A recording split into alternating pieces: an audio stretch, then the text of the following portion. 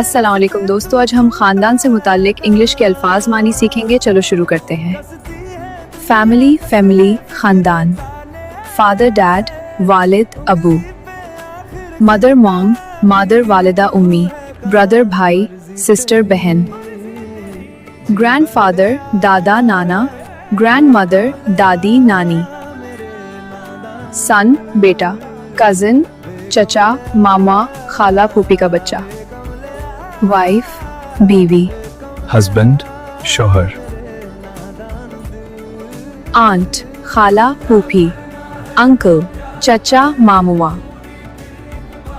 Nephew بھتیجا۔ نیس بھتیجی۔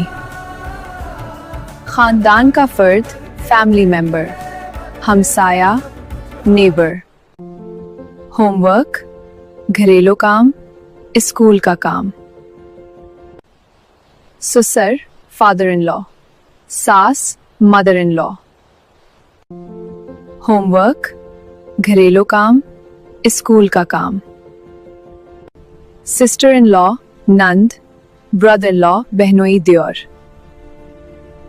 بہو daughter in لا داماد سن ان لا۔ یہ تھی دوستو آج کی سبق۔ کل پھر ملتے ہیں نئے معلومات کے ساتھ۔ اللہ حافظ۔